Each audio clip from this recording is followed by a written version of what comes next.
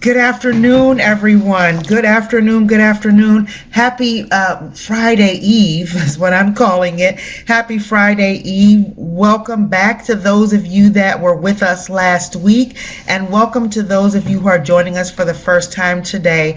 You know, as always, if we haven't learned anything by now, hey, Brandy Kirkland, how are you? Just saw that name pop up. How are you, Miss Brandy? I want to make sure that we do our obligatory "can you hear me now?" So up at the top of your screen, you'll see that hand raise icon. Please raise your hand up so that I can make sure you hear me.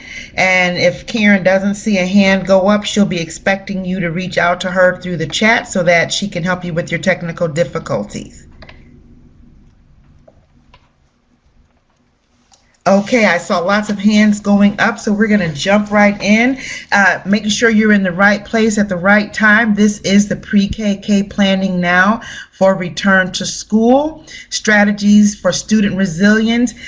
This time today, we're focusing on that tiers 2 and 3, and quite honestly, you know, when we get to La La Land, we will stop talking about multi-tiered system of supports and tiers 1, 2, and 3. The very phrase tiered supports means it could be many, many tiers, but for right now, we're still kind of stuck in that tier 1, tier 2, tier 3 language when we talk about MTSS. So today, we're pretty much going to be focusing on what it looks like when you find that your universal practices that you have implemented when it comes to this trauma-informed, student resilient focused framework. What does it look like when you've put all of those practices in place and you're still seeing students that seem to be struggling? How you build out what we call the few, the sum, and then the little bit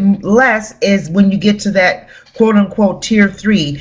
For those of you that remember our beautiful RTI triangle with the green, the yellow, and the red. That green base was always really, really big. The yellow was kind of supposed to be like for caution. That's what we call the sum. And then that red was like that high point of the triangle where the percentage would usually show that a few of our students needed all of our universal practices that were layered with some of our more intensive practices, and then you get at that tier 3, that could be that one-on-one or very, very small group. So that's kind of the conversation we're having today. And for those of you that were with us last week, you know, when you're creating a professional learning opportunity such as this, where we kind of offered it as a series but didn't require it to be a series, because we know that, you know, quite frankly, all of our time is very, very stretched right now as we are thinking about the 2021 school year. What is it going to look like academically? What things are going to look like for us professionally and even personally in our own lives? It's hard to say you have to attend one in order to attend the other. So we did not want to make this be anything that was specific to you had to be at the first one in order to be at the second one. So those of you that were with us last week, you're going to notice that you're going to hear some of the same things that we talked about last week, and that's just simply so that anyone that's joining us for the first time today, as No Child Left Behind would say, we leave no colleague or no participant behind. Karen has already shared that this is sponsored by the Early Childhood for Professional Learning. The program director is Cindy Berry. Before we get started, I want to actually give a shout out to Stephanie Hurling. She is the president of Illinois AEYC, which is a subdivision of the National Association for the Education of Young Children. And for those of you that don't know, semi-annually, Illinois AEYC does this great huge conference where they bring together, and as we all know on this line today, early childhood is both birth to age 8, so that's all as high up as 3rd grade. Illinois AEYC brings together pre-K, kindergarten, first, second, third, special ed, community-based districts every other year for a great face-to-face conference. So I don't need to tell you, but I'll say it anyway, that's not going to be able to take place this year. Kudos to Stephanie and her team at Illinois AEYC. They have quickly transitioned this to a virtual conference. So I'm just going to give a shout out to Stephanie Hurling and ask her if she wouldn't mind in the chat if there's a website, like if you could just share the dates for the upcoming conference, Stephanie, as well as if there's a website that folks can jump on to try to make sure that they give their name so that they see the updates that are going to be coming. I want to welcome Stephanie Erling and ask her to do that. I also, Stephanie has given me permission to say, it'll be announced shortly, but I've been blessed to be asked to provide a keynote for this upcoming conference. And you might imagine that Illinois AEYC, as well as NACE, as National Association for the Education of Young Children, have been very, very concerned with not only the impact of COVID-19, but the impact of the racial inequities, the income inequities that we have seen exacerbated by the recent events that have taken place in our country between March and now. And so Stephanie kind of gave me a charge of a vision for the keynote, and it will be entitled "And Justice for All, Equity, Empathy, and Excellence in Education." So we hope that you'll be able to join Illinois AEYC between October 22nd through 24th. There are going to be some great breakout sessions. There'll be a breakout session actually following this one. And I'm using that same language, breakout session, because that's kind of what our minds are used to. That'll kind of give us some opportunities to go back and forth in the platform that they are using. It will still allow for a lot of interaction. So there it is in the chat. You'll see that. Jump on to illinoisaeyc.org. You can get more information about the conference, and then I believe you'll be able to find out when things will go live as far as registration. So thanks for joining us today, Stephanie. Thank you so much for sharing as well.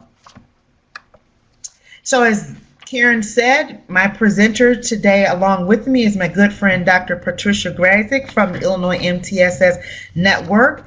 And I will tell you that we're so excited that we have in Illinois one of the few states where we have a complete infrastructure for pre-K through grade 12 multi-tiered system of support. And for so many years, really about the past 3 years, the Illinois Early Childhood MTSS Committee, which is facilitated by ECPL under the direction of Cindy Berry, as I said, again, the project director, and Illinois MTSS Network under the direction of Dr. Melissa Hanisch. We've had lots of meetings together to make sure that we not only do we have the infrastructure, but we have infrastructure that's actually alive and doing well, so that as children transition from pre-K to K, we have language that's pretty much the same. It's developmentally appropriate according to the child's age, but we are working together. So it made sense for us to be able to come together to just talk with you today about what this looks like. That's me. A little bit of information about myself. My PhD is in pre-K through grade 12 curriculum and instruction, and my heart still beats heavily for special education, which is where I have my master's. This is my colleague, Patricia.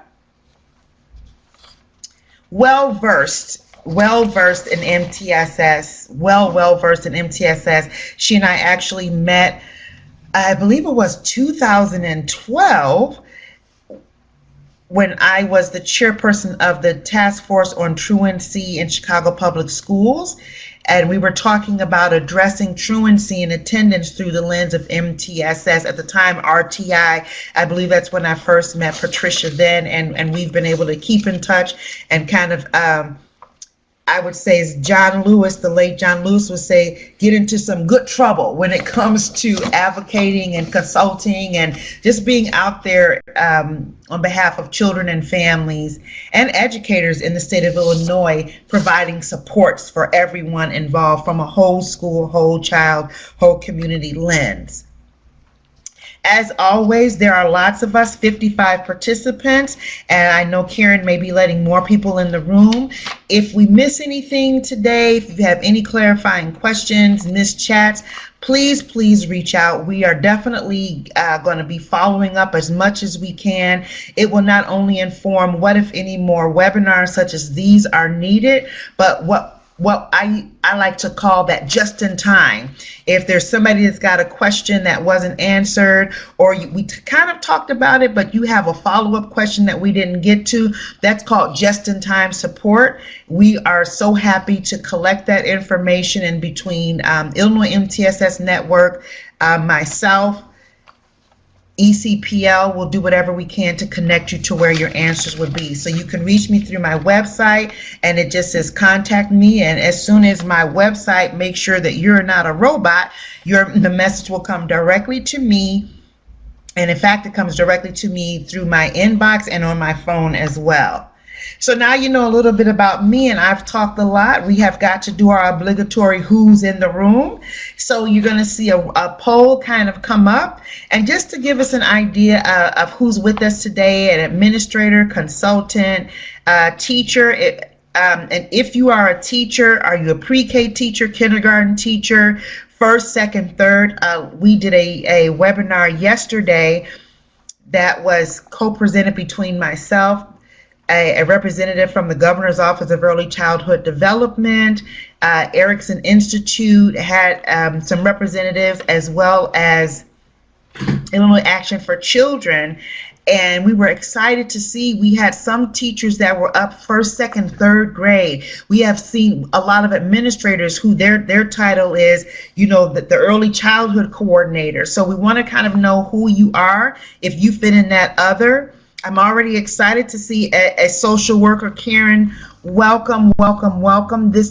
If we don't know anything else, we know that we need to have some very serious related services personnel structures ready to go as we think about the 2021 school year, whether it's going to be remote or whether it's going to be face-to-face, whatever's going to be happening, we're definitely going to need that.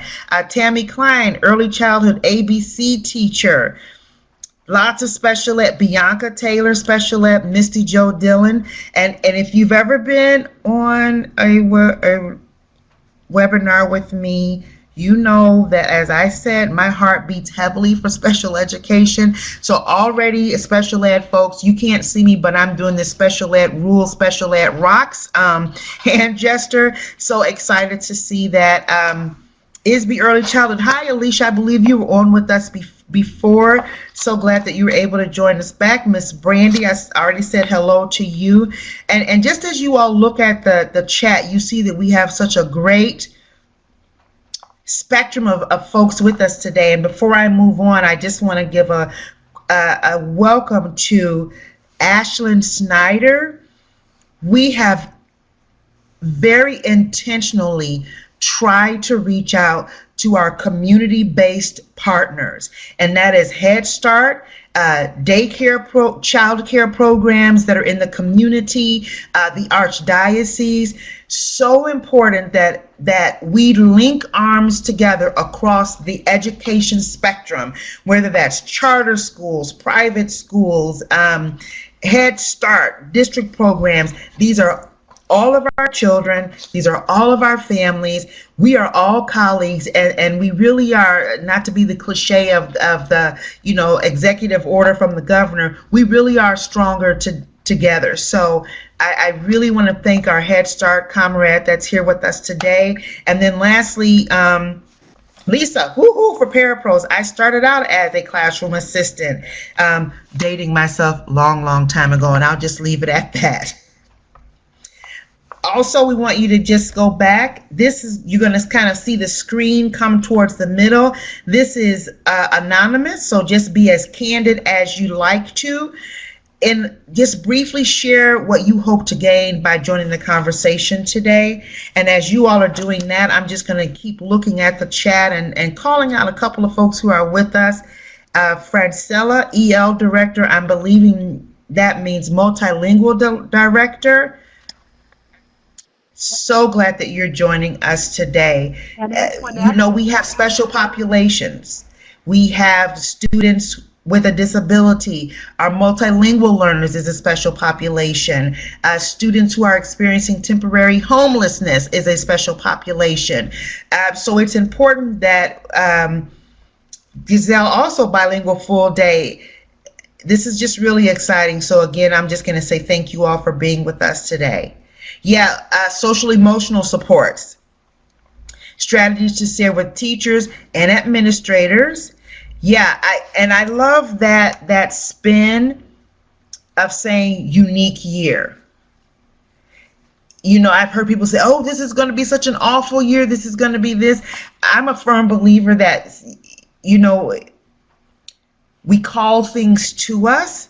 And this is not to sugarcoat anything that's happening. We're all living it, and nothing about it is pleasant. But this is a unique time for all of us. So yes, we need those strategies for teachers, administrators, and parents, because we have a unique year that's coming ahead of us.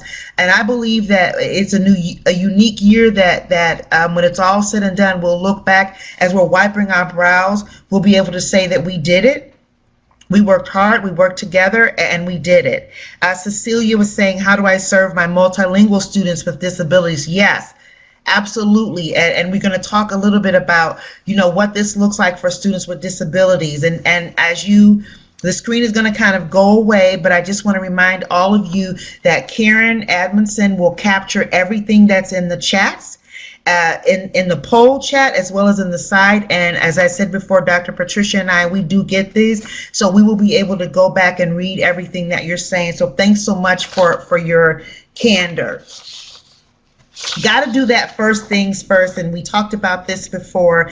The law of the land is still the law of the land. And I've been in many virtual meetings statewide as well as federally through the Department of Ed, as well as what's happening here in the state. And that's the constant mantra that I hear. The law of the land is still the law of the land. So that's IDEA, Section 504 of the Rehabilitation Act, ESSA. Those are still the laws of the land, and those are still the things that are governing us even today. More importantly, the Illinois State Board of Education is continuing to give updated guidelines. And so we want to just say that those guidelines, they take precedence, and nothing that we're sharing with you today is meant to circumvent or impede the guidelines from the Illinois State Board of Education. Any of the executive orders or guidelines coming from the Office of Governor Pritzker. And then more importantly, as some schools will be opening as soon as next week, at least staff will be returning. Your districts are making determinations. If you are community-based programs, owners and directors are making determinations of what this unique, and I'm going to be using that. So whoever typed that, I'll be borrowing that uniqueness, that phrase. They're making determinations about what this unique year is going to look like, and we just want to continue to remind you to adhere to those guidelines. It'll be your safest bet, even as you integrate what we're sharing with you today. Adhere to those guidelines. And having said that, breaking news. For those of you who were not aware, earlier this summer, Governor Pritzker signed what is commonly being called the Omnibus Education Bill. That's the public act before you. When he signed that bill, most aspects of that bill became effective July 1. I don't know why you haven't read it. It was just about 700 pages. Oh gosh, even people myself that are involved with the legislative body often are still kind of combing through and highlighting, and did I understand that correctly? But what I want to share with you all today is there's some specific aspects of this new law that pertain to students with an IEP and MTSS, and you're looking at it. So in our state now, 3 days in advance of any IEP team meeting, and that would include those that are taking place during remote learning, the family member must have access to a draft 3 days in advance. Any written materials that are going to be considered by the team meeting, the family, the parent, the guardian, the family member that will be representing the student at the IEP meeting must have that information 3 days in advance.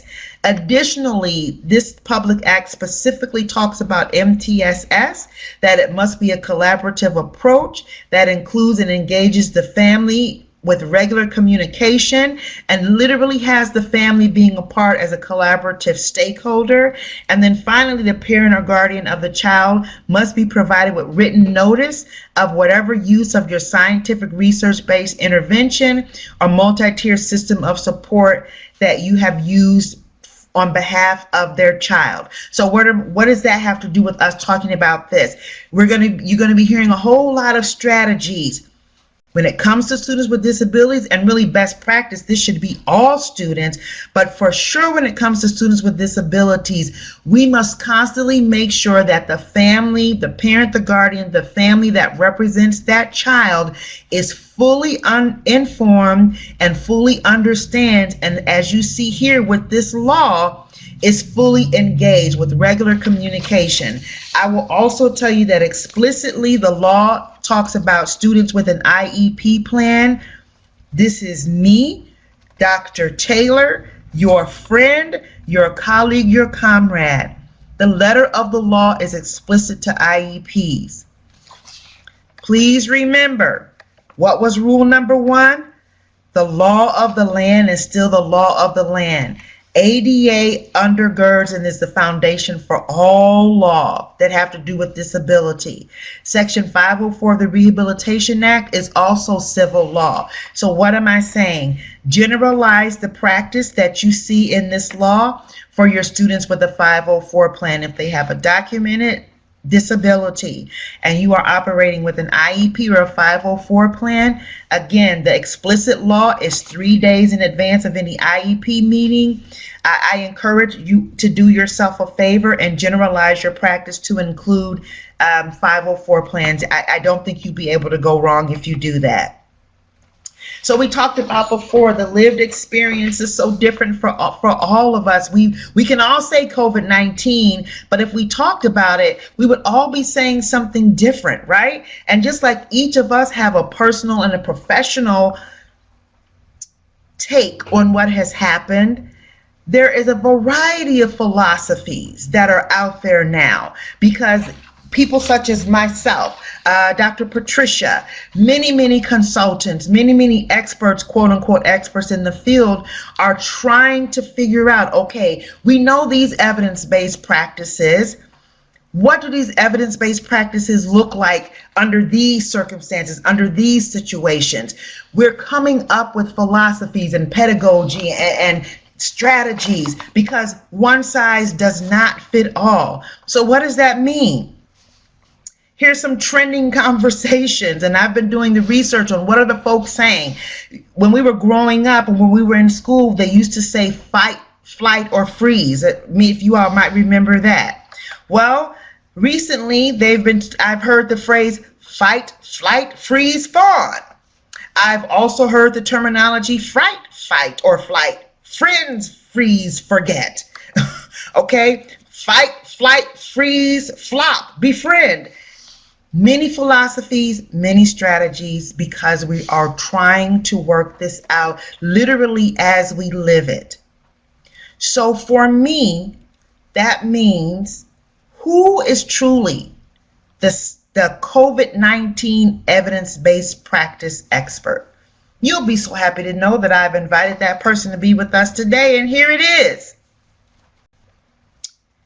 You're looking at a blank slide. That is not a mistake. That blank slide that you are seeing is to tell you there is no expert. There is no one that can sit before you and say, I've done this through COVID-19 and 2020 or 19, whatever. We are all living it now, and we are all figuring it out now. So if no one person is the expert, that means that we all together are the experts. Differentiate your practices. Take everything that we are doing Everything that I'm saying to you today, everything that Dr. Patricia is going to say to you, everything that, when you pop up the questions you see in the chats, differentiate according to the students and families that you serve. Show yourself grace. Don't abandon your evidence-based practices that are tried and true. I'm hearing so many conversations about social emotional. Yes, we've got to do so much social emotional learning for our students. We have standards. Illinois has good standards. We have the Illinois Early Learning Guidelines that start from birth to age 36 months. The Illinois Early Learning and Development Standards that go from the age of 3 through kindergarten enrollment, and the new Illinois Learning Standards. They are good.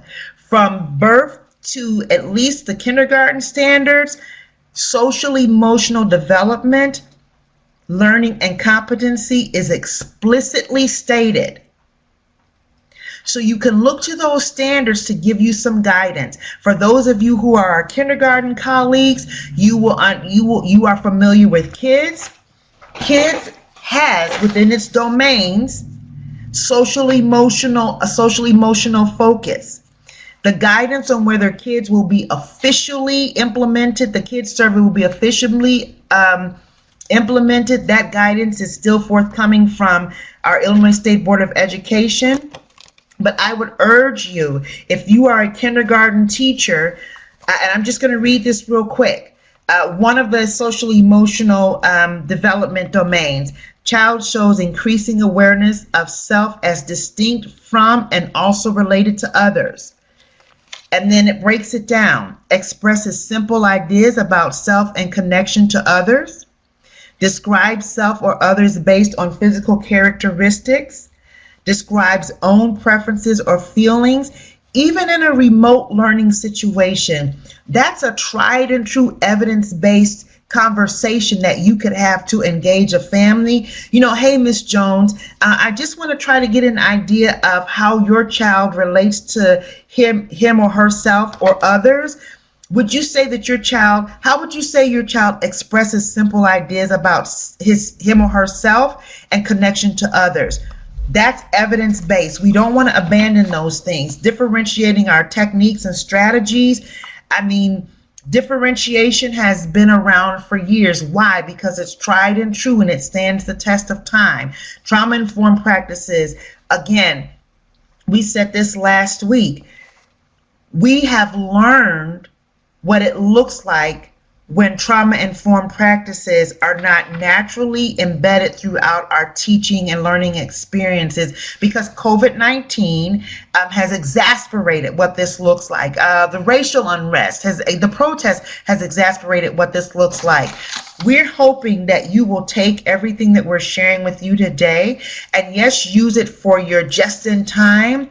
But as we move on beyond this unique year, we'll remember these are foundational practices that should be a part of the groundwork of any multi-tiered system of support framework.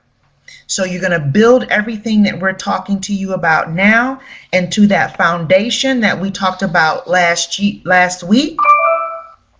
Just wanted to throw that definition up again and just to remind you, this is the definition. It was created by Illinois MTSS Network, and we are still using it through the Illinois Early Childhood MTSS Committee. And thankfully, even with the new omnibus education bill that was just signed, this definition is still applicable and is in alignment with that. So I've kind of talked a lot. I just want to pause and just ask you guys to just jump in the chat. And what I really want to hear are what your thoughts on that.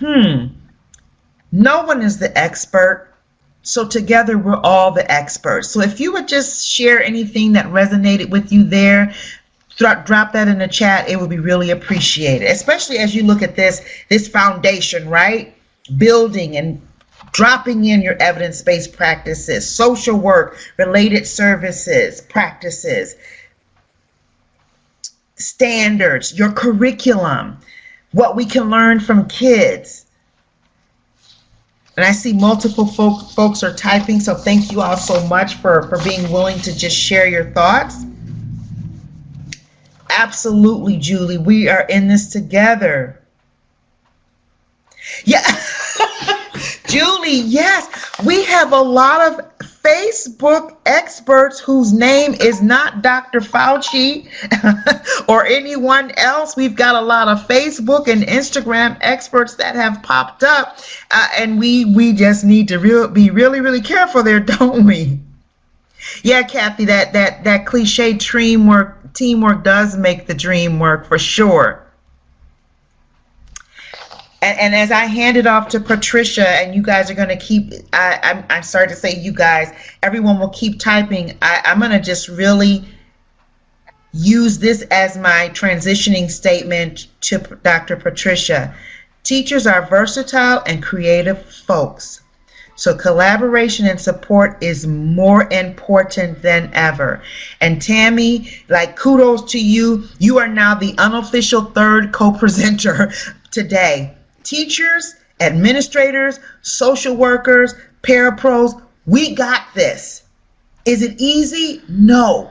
Are we feeling our way sometimes, feeling like we're in the dark? Yes.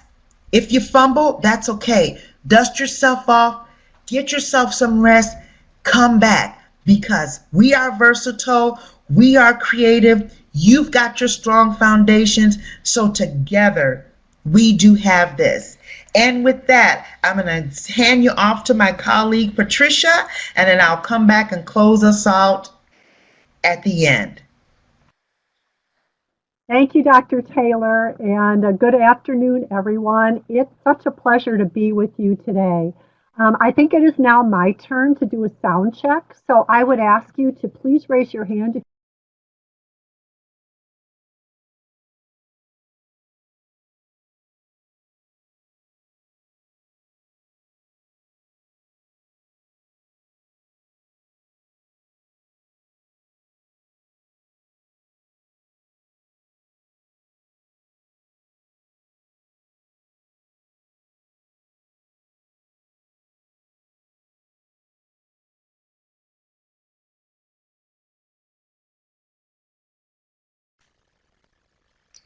Dr. Patricia, you were sounding good when everybody raised their hand, but now your sound is gone.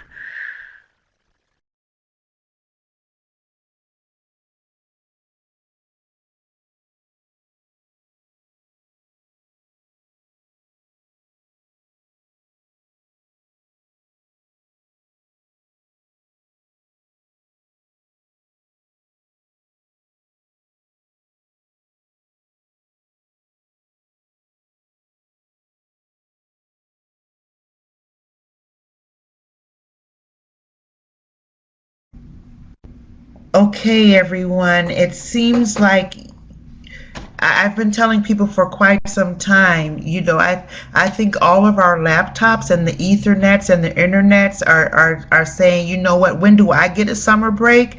It looks like Dr. Patricia is having a little bit of IT problems on her end.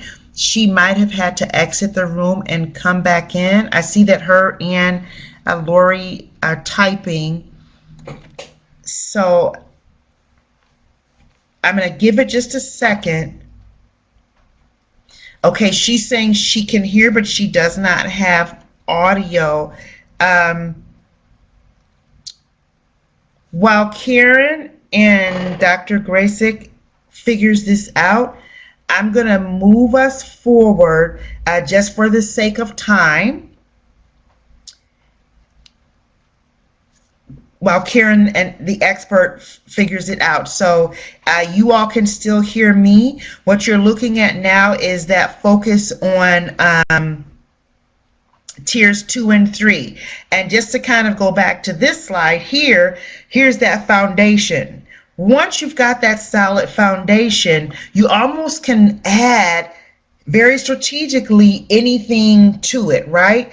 But what I want you to look at is these slides. This picture here, you don't just see one thing. You see a slide rule, you see a hammer, you see a light bulb, you see wood, you see the wood is on top of something. So what that lets us know is it's very important that several resources, several of your evidence-based practices are the things that you bring together, and whether that's your human talent, such as your social workers, your paraprofessionals, and please, please, please, we're going to engage our family members. I saw someone in the chat that was saying, you know, administrators are having to make some really difficult decisions right now. And there it is, Lisa. The decisions that administrators are making are very tough, and no matter what our thoughts are, we need to be kind and supportive. We all have different opinions on what is right.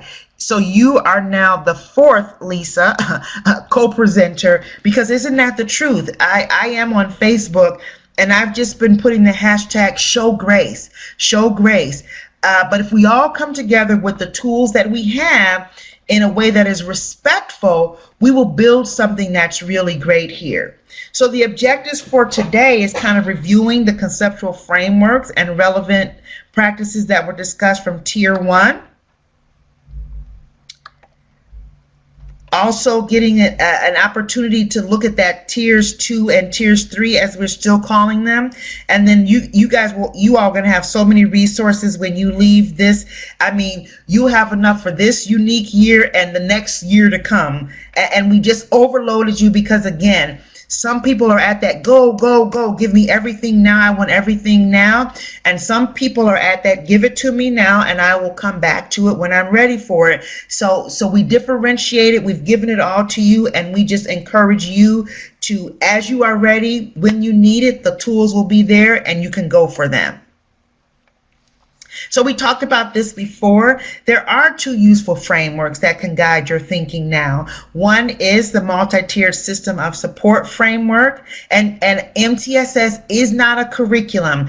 For those of you that are in pre-K, if you're in a PFA or PFAE program, it is not the creative curriculum. It is not a high scope. It is not Houghton Mifflin for those of us that are K up. It is not a prescribed curriculum. It is a framework that supports your curriculum along with other evidence-based practices. And that is the same way we're presenting trauma-informed to you as well as frameworks. We talked about this definition, and I love this graphic that the Illinois MTSS network kind of uses, where you see the child, the family, the student with this disability, all of us in the middle of this framework of systems, data, and practices. And we really don't want to abandon the evidence-based practice of using the four-letter word, oh my goodness, of data. Because the truth is, qualitative and quantitative data is really important so that we can try to make as concrete decisions as possible for how we're going to be engaging our families, how we're going to be implementing our techniques and our strategies. So this is such a beautiful graphic that they have along with the definition of what that tiered support looks like and all the components of it.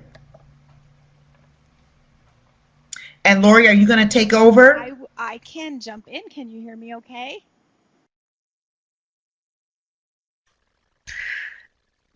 If you can just... Yes, ma'am? Go ahead, Karen. There's a drop down next to the microphone icon. If you can just make your mic volume a little bit louder, that would be great. All right. Do that. And just to introduce Lori really quickly, Lori is the professional learning coordinator for the statewide Illinois MTSS network. So Lori, take it away. Thank you. Is that better? Can you hear me better? Yes, it is. Thank you. Okay, thank you, Karen. Boy, we are just getting a workout. Talk about being flexible today and all of that. So I have worked really closely with Dr. Patricia Grasick. I am not Dr. Patricia Grasick, but I think I can help Dr. Taylor Can you hear me navigate through now? some of these slides. Oh, I think I see Patricia a Hear little me? bit. I'm Can you turn up Oh, your I'm so volume a little sorry. bit too?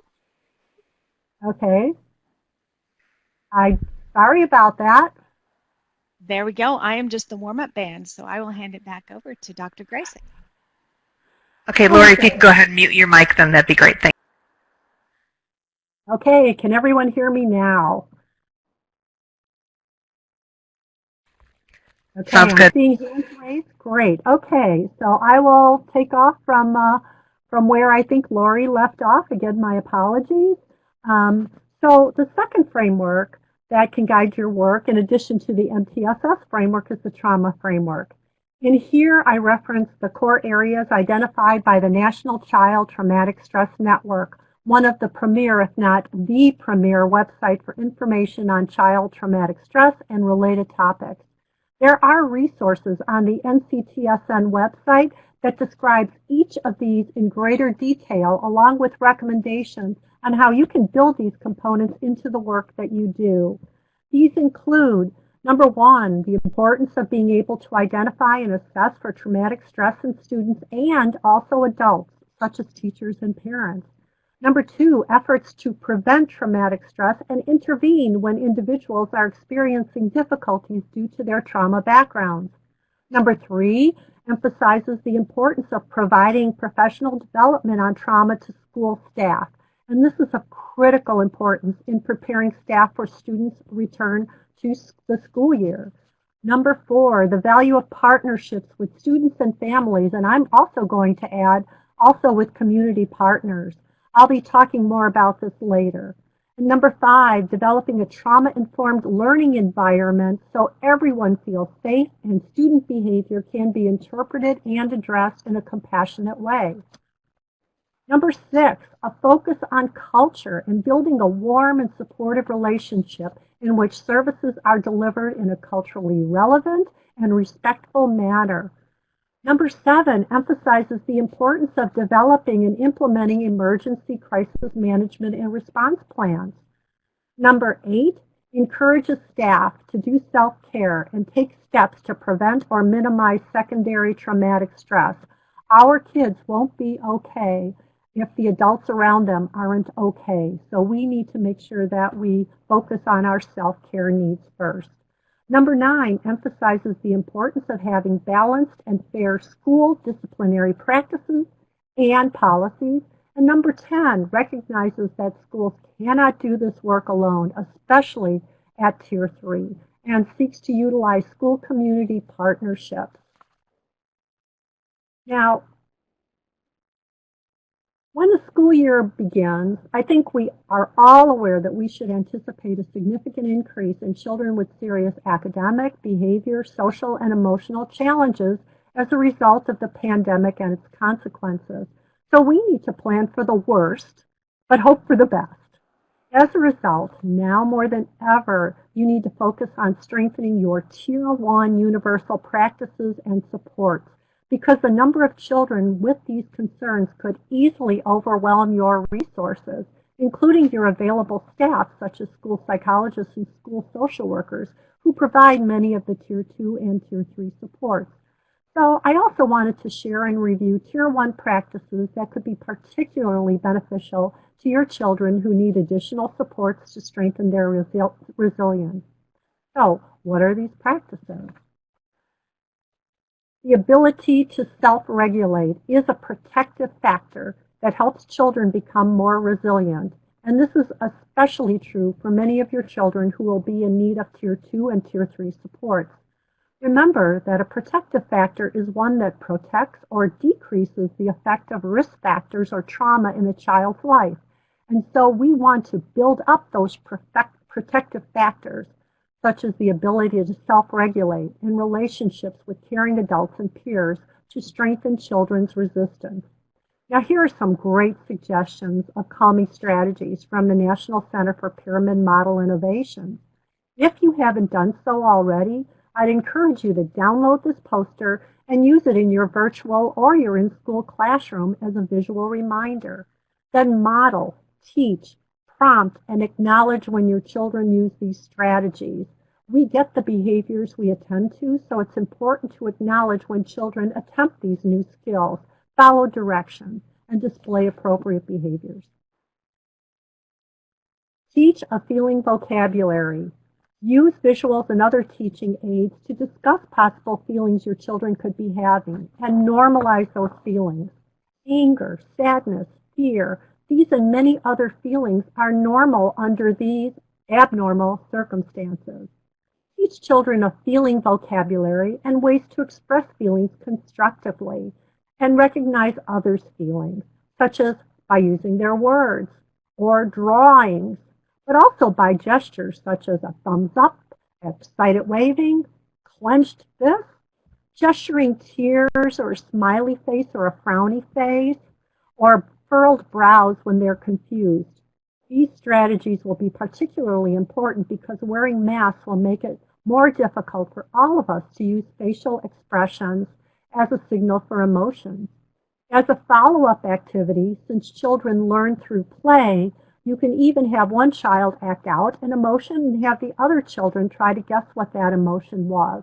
And here I want to stop and mention that Edutopia has a nice handout on play that I'm going to ask Lori, my colleague, to put the website in the chat box so you could access that resource.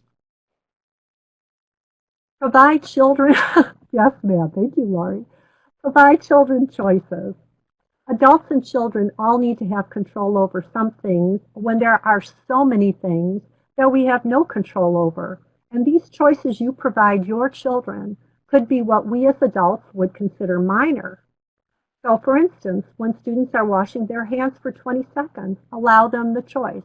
Do they want to sing the alphabet song or the happy birthday song or just plain count to 20 by themselves? Do they want to say how they're feeling or gesture how they're feeling? Do they want to use a red crayon or a blue crayon? I'm sure that participants for this webinar could come up with a lengthy list of other ways they could provide choices to young children. The point here is that by providing choices to your children helps them feel more in control of their situation and thus strengthens their resilience. Build in and teach routines in the classroom. Consistent routines help build a sense of predictability, which also can make an environment feel safer and strengthen your children's resistance. Similarly, encourage families to establish routines or rituals as much as possible around such home activities as morning routines or bedtime routines, dinner time. Again, all of these are important to establish a sense of predictability. Share daily visual schedules. I'm sure many of you do this already, but review those schedules at the beginning of the day, refer back to them as the day progresses, and then review them at the end of the day to show how much you and your children have accomplished. Again, this helps promote a sense of predictability and thus safety. Still another Tier 1 strategy includes a focus on nurturing gratitude in children and adults, because simply focusing on things that you are grateful for can decrease depressed feelings and improve mental health. So what are some strategies that you can do to nurture gratitude? Start and end the school day or the day with remote instruction with statements of gratitude. As part of your closing activities at the end of the day, for example, have children reflect on the day and state something someone else did or an activity that they did that made them feel good or was enjoyable and that they were grateful for. An adult can always start that off by sharing how something a child or the children did that they were grateful for. Children and adults can discuss someone to whom they are grateful and then thank that person in some way. You could encourage your children and even your colleagues to think about someone who has made a positive difference in their lives. Then you might have your children draw a picture or dictate a thank you note to that person. And just a short story here. Several weeks ago, I received a text from a school social worker with whom I had shared an office for a number of years when he was just starting out in his career. He texted me to say that he was having a conversation with his current boss, and my name came up in the conversation. It came up because he was telling his boss how helpful I had been to him when he was just starting out, so he wanted to thank me. I have to say, that simple act of sending that text made my day, and I hope that he felt good about writing it. It's a win-win situation, really. Your children will feel better, and the recipient of their act of gratitude does as well. And now I'd like to turn it back to all of you again. What are some gratitude activities that you have used or might use with your children, with other adults, with yourself? Please use the chat box to share your suggestions.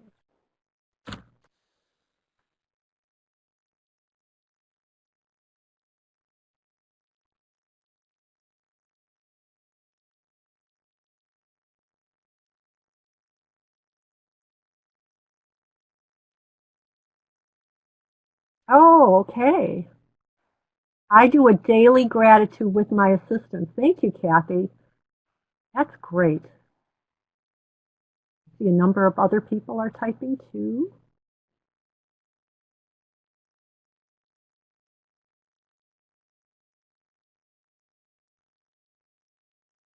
Oh, Laura, creating a What I Am Grateful For class book with the students. Wonderful. Positive praise for students and team members. Absolutely. Oh, having the students, Julie, use the art area to draw pictures or notes of things or friends that have done that they are thankful for.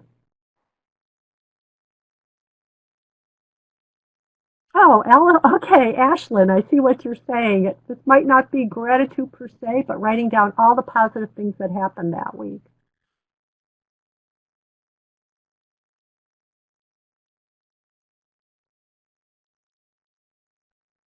Oh, Julie, when your husband had foot surgery, and hi, Julie, that having him name 3 things he's thankful for, and that it always seems to help. I agree. Have the students draw a picture, Mary? Yep, an awesome idea for these little ones. Point out when a student is helpful. Yes, Christy.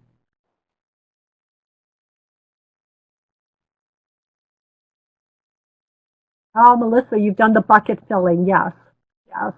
And then sit in a circle and have others share something nice about the person next to them. These are all great ideas. Thank you so much. And go ahead and keep on typing because I know you have wonderful ideas to share. And I'm going to keep going, moving on for the sake of time.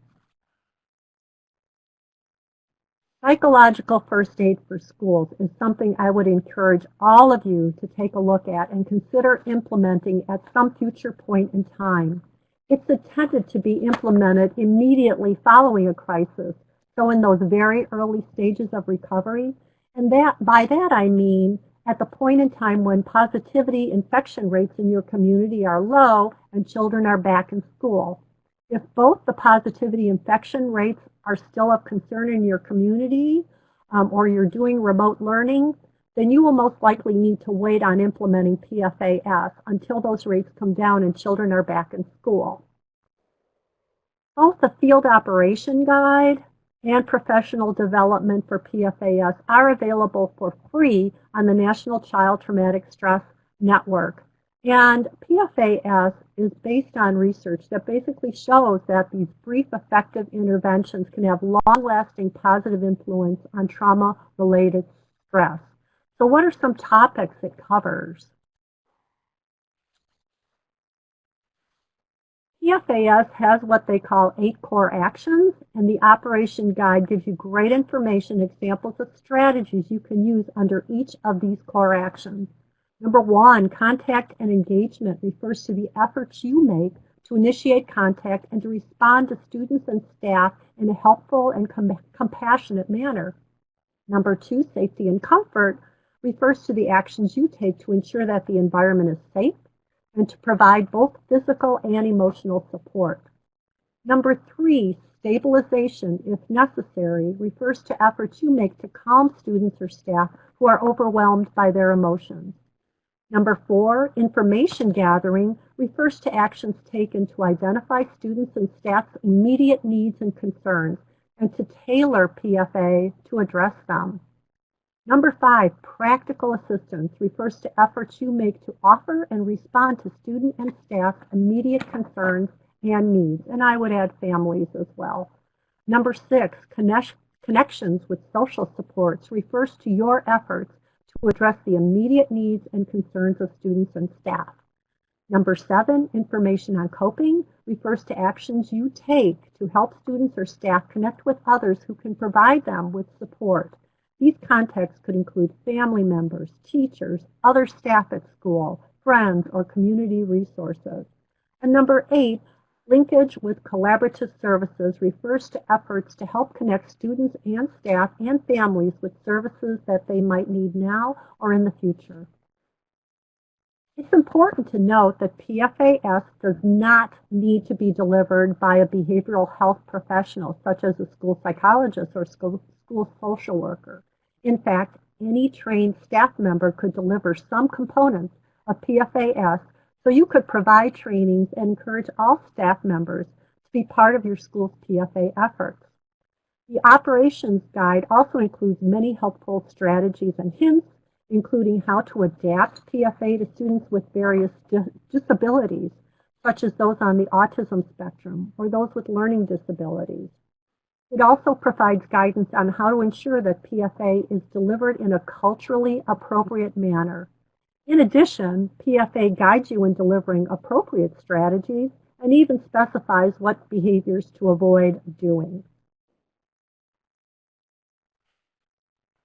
At Tier 1, database problem solving is a critical component, and it's also a critical component at all 3 tiers of an MTSS framework.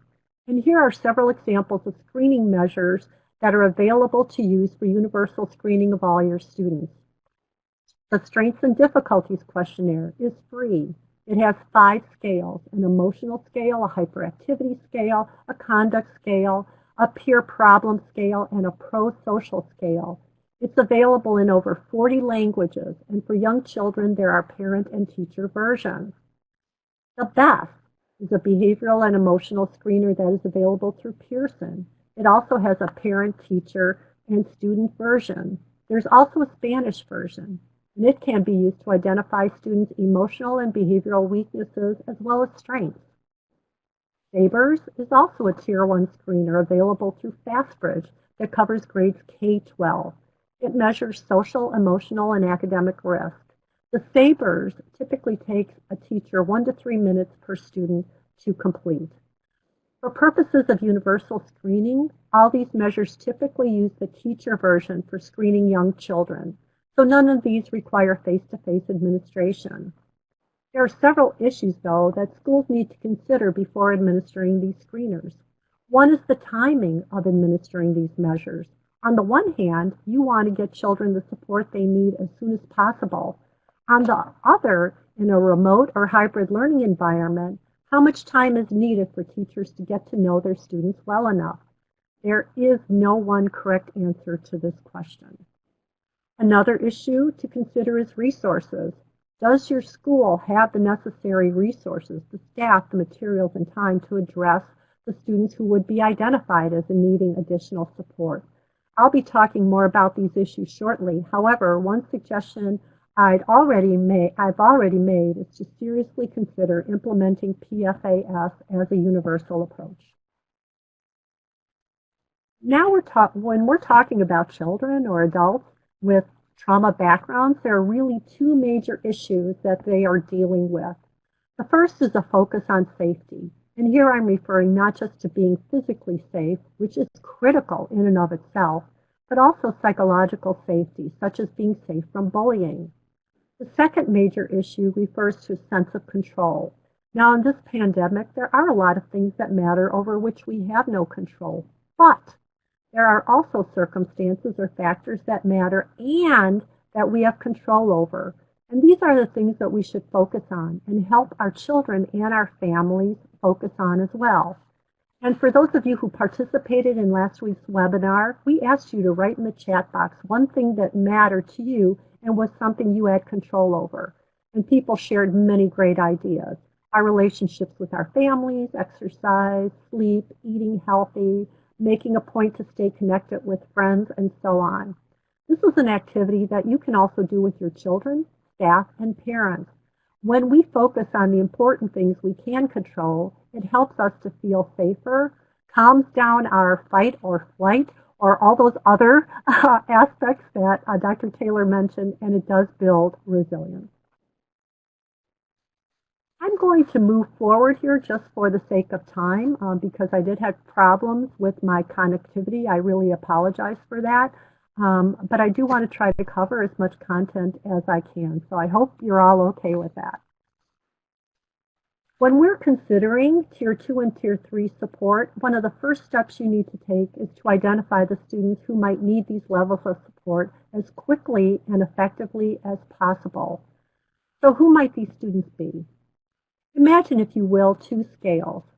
One side of the scale represents all the stressors a child might have experienced in his or her life, and the other side represents all the protective and social-emotional resilience building experiences they have had.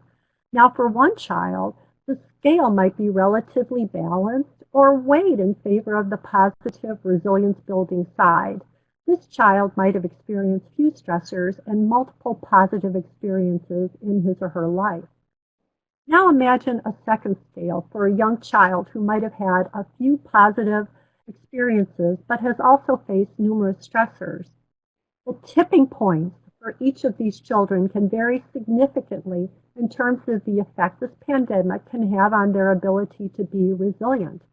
And that second child might reach his or her tipping point much faster than the first child because they have had all these other stressors to contend with.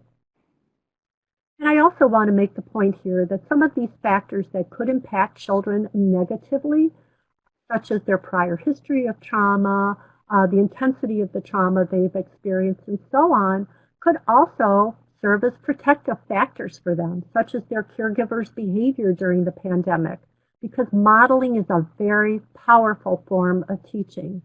When a child's caregiver is able to cope effectively, they also model appropriate coping behaviors for their child.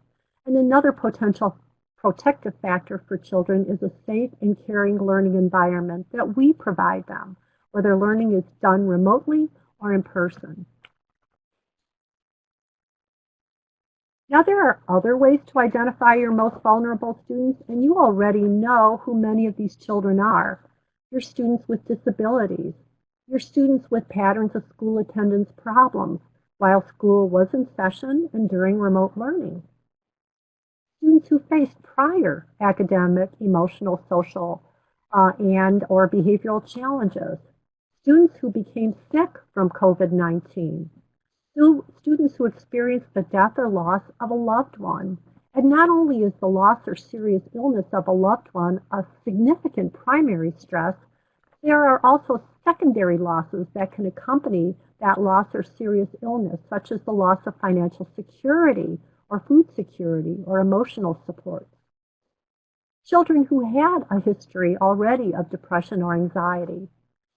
Children who experienced prior traumatic events or racial inequities, and children who had other risk factors in their background. With children who you suspect are vulnerable, it's important to initiate contact with their families as soon as possible and plan for even more of your students requiring support in the coming school year. But don't assume just because these students have risk factors in their backgrounds that they will automatically need Tier 2 and Tier 3 supports. It's important to remember that many of our students and their families are resilient. And resilience is defined as the ability of an individual, a family, or community to cope with adversity and trauma and adapt to the challenge or changes it causes. Moreover, as mentioned earlier, there are protective factors available to some, such as a warm and loving extended family or a caring adult outside the home that could already be supporting your children and helping them adapt to the changes that the pandemic has brought to their lives. So it's important to monitor and determine how these students are doing early in their return to school and to monitor their progress throughout the year. And there are additional data sources you can use to determine which students might need additional Tier 2 or Tier 3 support. And I want to name several of those. Caregiver and child reports. So talking with students and caregivers in terms of their experiences during the pandemic thus far that might be affecting them now. And many students are collecting this information by providing and asking families to complete surveys about the family's experiences during this pandemic and their children in particular. But should you decide to use such surveys, it is important to consider issues related to confidentiality. Feature report and observations, providing professional development to your staff on the signs to watch for that might indicate children are struggling. And then encourage your staff to report their observations of the students who are exhibiting these behaviors. And I'll be talking more about some of these signs shortly. Survey data, and I've already covered that in terms of many schools I know are asking families to complete survey data so that they can use that information to plan for their students. Readiness and academic data, and Dr. Taylor mentioned the kids survey, and so that's an example of data that you could use as well. Data regarding students' social and emotional learning. An example of this type of data source would be the SEL screeners that many schools are using as part of their benchmarking process. And I mentioned several of these earlier. There are additional screening tools that schools could use at Tier 2 and 3, but time doesn't allow me to go into that part of the to talk about those as part of this webinar.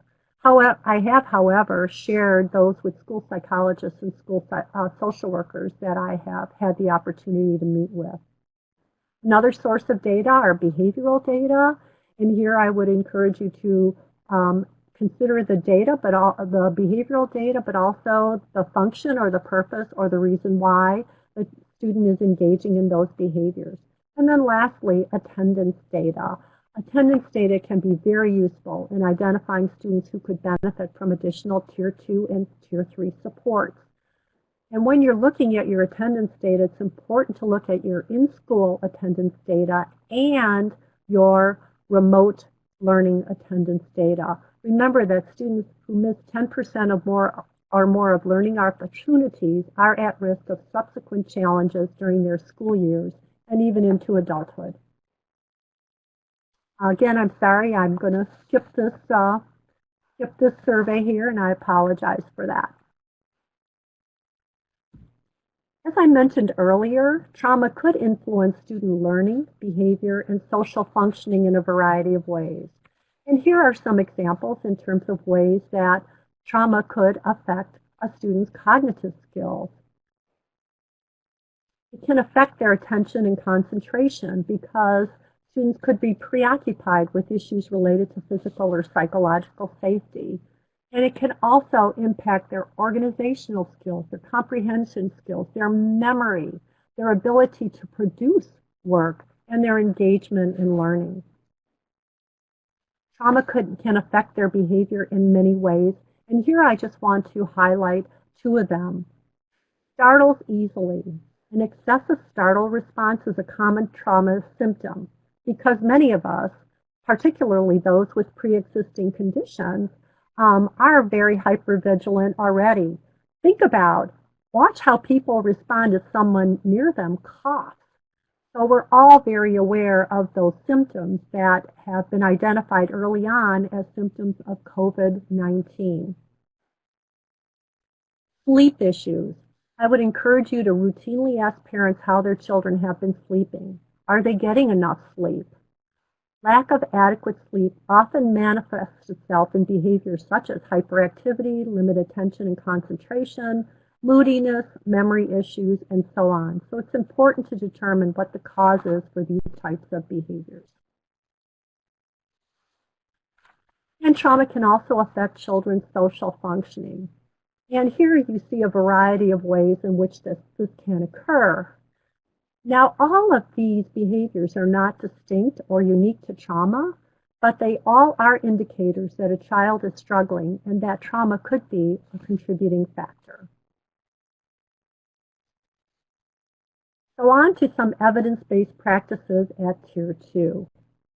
Here is a definition of mentoring from the National Mentoring Partnership. There are many benefits to mentoring for a child. It serves as a way to nurture a relationship between a child and a caring adult.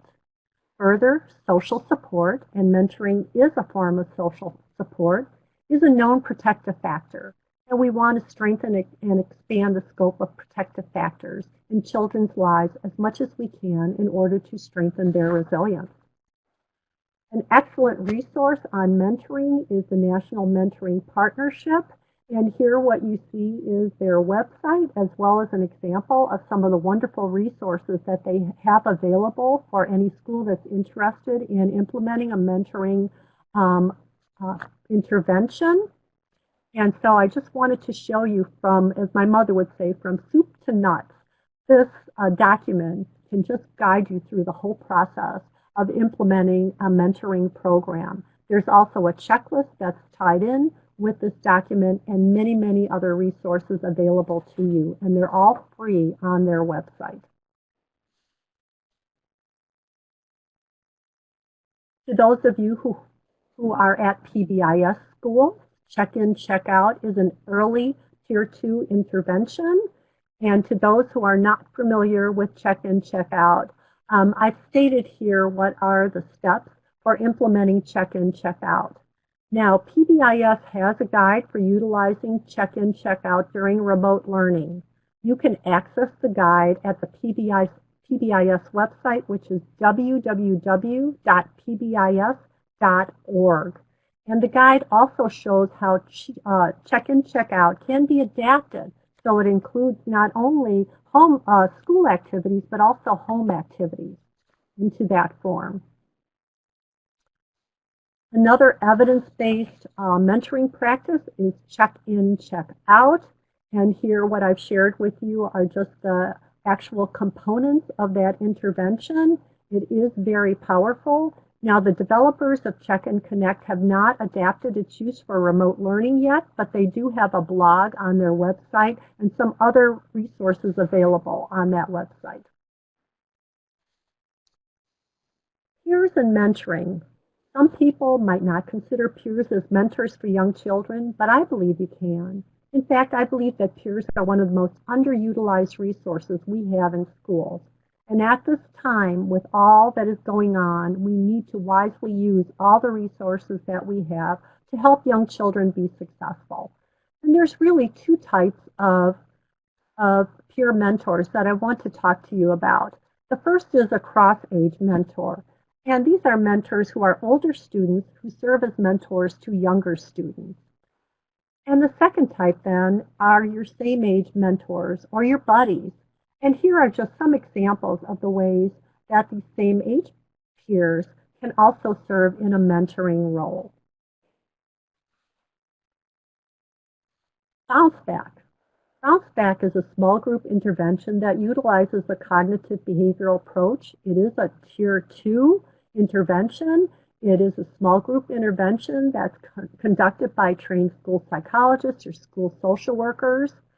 It was also developed and implemented in schools serving multicultural and multilingual students.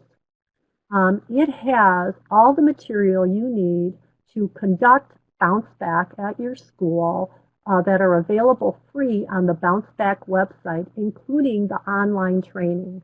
These are materials that are intended to be done by school-based mental health professionals, but I also want to add here an Illinois connection, actually two of them. One of the replication studies of Bounce Back was conducted in Cicero and demonstrated significant results for their students. And Bounce Back also provides information on how to deliver the intervention remotely. And these remote learning adaptations were developed at Lurie Hospital in Chicago at the Center for Childhood Resilience. And all the materials, like I said, and the online training are all free. Now the next slide basically gives you a sense in terms of what the different skills are that are covered in Bounce Back. And also I've given you slides that you can look at later on, but it gives you an idea in terms of just how Bounce Back covers different topics. And so this first slide here shows you basically how Bounce Back introduces the common reactions to stress to children. And the second slide here gives you an idea in terms of how Bounce Back teaches deep muscle relaxation by using pictures and visual imagery to instruct children on ways to relax various muscle groups. We also want to talk to you briefly in terms of helping grieving students, because regrettably, some of you will have students who have lost a loved one or loved ones to the coronavirus, and I'd like to share ways you can help those students.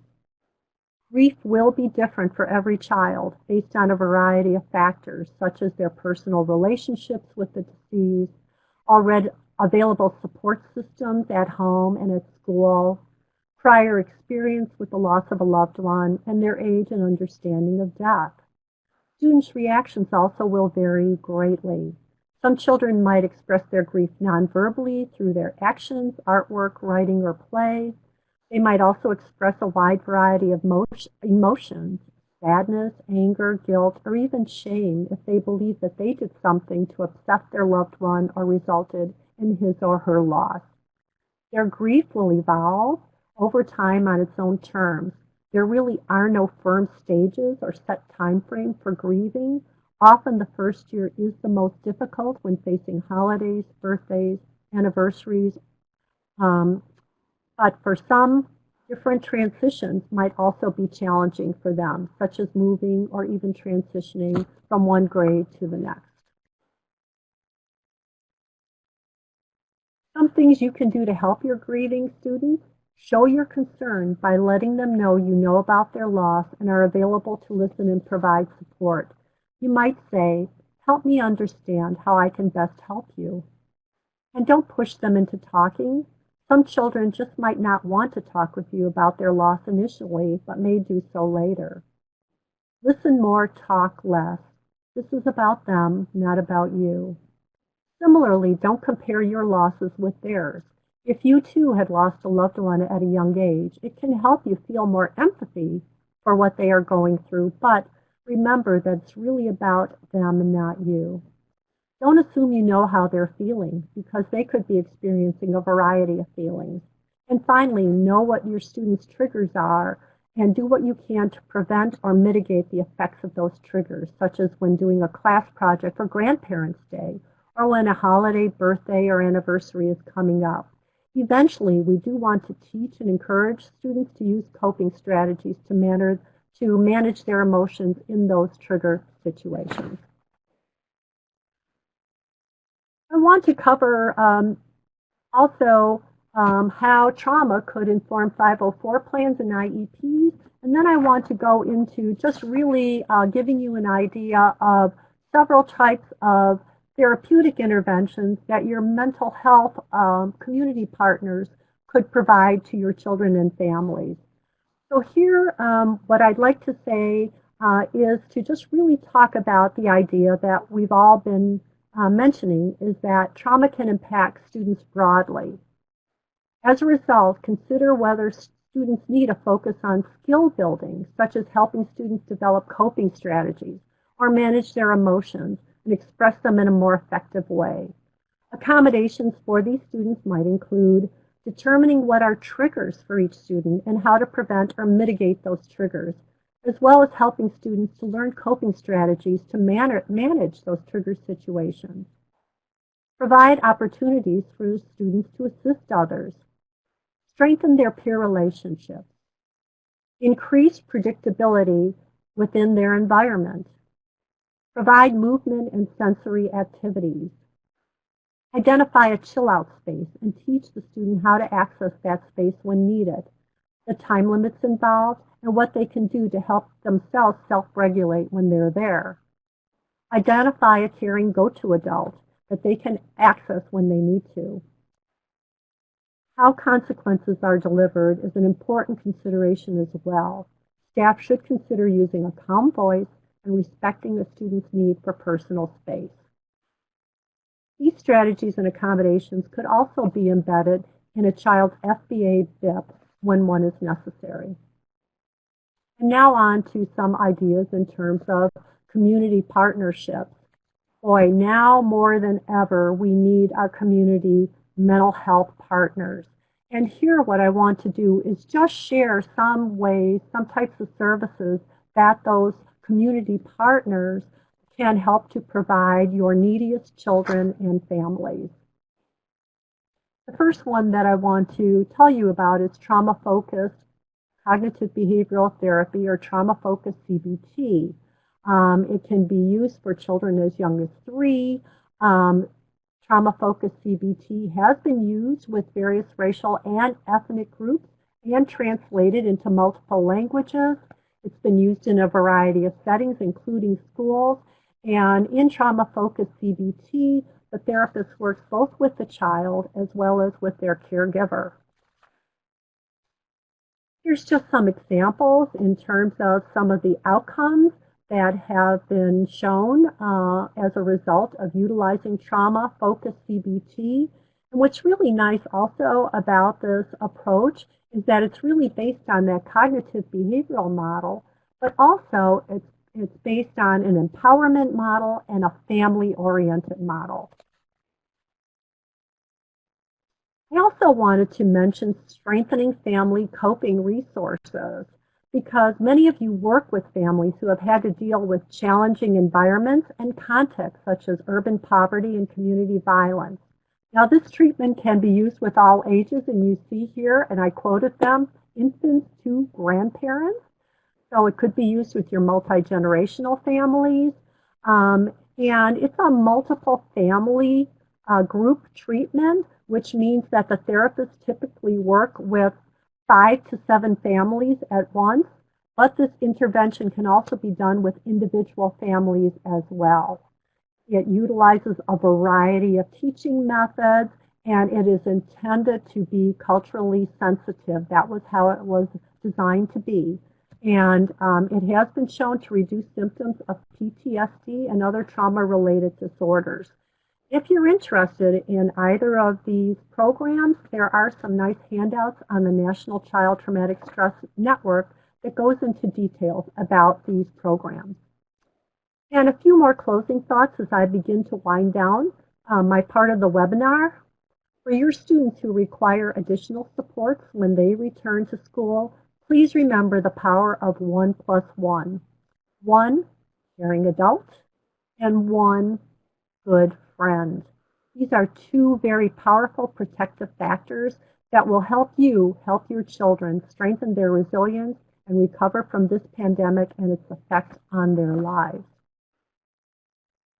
Here are some additional resources that we've compiled for you on various topics that I discussed, as well as an additional handout that you can utilize that provides distant learning strategies that are trauma-informed. So I'd encourage you to take a look at that. And in closing, I just want to make a few take-home points. Use the MTSS and trauma frameworks to guide your work. Incorporate psychological first aid in schools in Tier 1, because you're going to need to strengthen your Tier 1 so fewer children are in need of your Tier 2 and Tier 3 supports. Use multiple sources of data to inform your decision-making at all tiers. Focus on evidence-based Tier 2 and Tier 3 strategies that support student resilience and recovery from trauma. Feel free to use those resources that we compile for you to support your planning and work, and actively, and I mean actively, engage your community partners in providing evidence-based practices to your neediest children and their families. Schools cannot do this work alone. We need our partners. So with that, I will stop. I apologize for running over, and I'm going to turn this over now. So thank you all.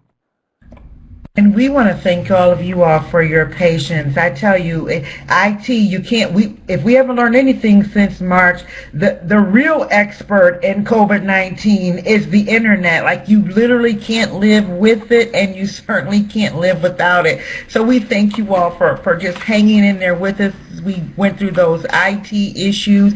You are looking at the Illinois MTSS Network website, and it's also the ilmtss.in. You see there that little tab for resources. We want you to make sure you jump on there.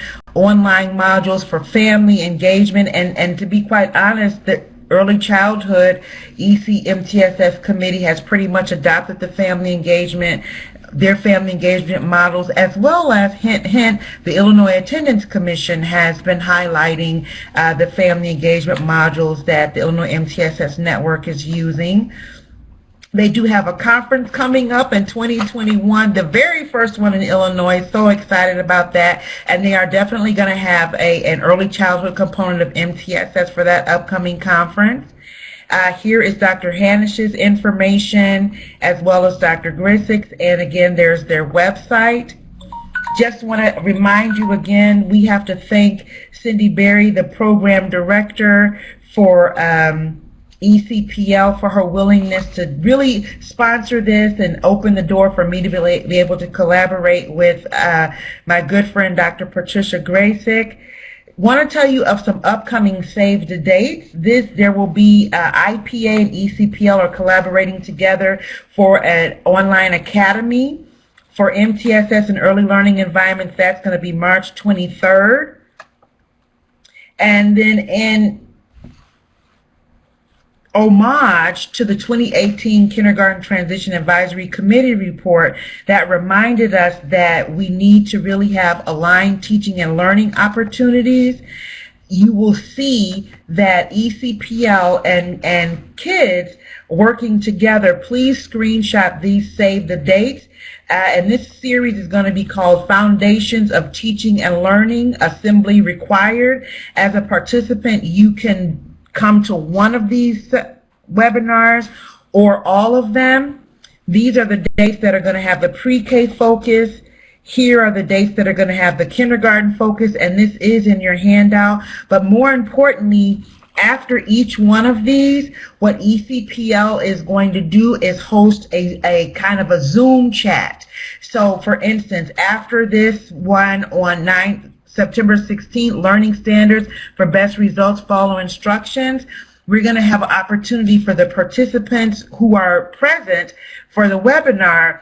We're going to come back together in Zoom and just kind of talk about it. Hey, here were some remote learning ideas that we shared with you. For those of you that might be on face-to-face, and we're going to actually come back together to have some collaborative conversations. Hint, hint, if at all possible, I will be asking some of my colleagues to join me so that we continue to have collaborative conversations. So please save these dates. There will be 5 altogether, 5 with a pre-K focus, 5 with a K focus, and then when we come together for the Zoom conversation, it'll be pre-K and K administrators, teachers, community-based together for us to chat with each other. Remember to let us know if you have any unanswered questions. And I'm talking fast because I wanted to get to this of the whole slide deck. This is my favorite thing that I wanted to get to. Who's awesome? You are awesome. And so I just want to encourage all of you all to get some rest. We have talked so much about showing grace. I really want you to show grace to yourself. And just remember, life without rest is not sustainable. Things are coming at us so quickly. And I know that you care about your students and your families, and your colleagues. Decompress. Every moment that you can turn off the TV, get off Facebook, Instagram, turn off the news, and just relax, relate, and release, and just look at yourself in the mirror and say, who's awesome? Oh, you're awesome. Please take the moments to do it. We need you. I'm a consultant. It doesn't work without you. You're so definitely appreciated. We appreciate your time. We appreciate your patience when we had our little technical difficulties. My comrade in arms, Dr. Patricia Grasick, thank you so much. Lori Hensel, we've got our work cut out for us for our debrief for sure. I want to turn you back over to the hands of Karen Admonson. You all have a blessed rest of the month and a great entry into this unique 2021 school year. Thank you, everyone. Thank you, Antoinette, Patricia, and Lori.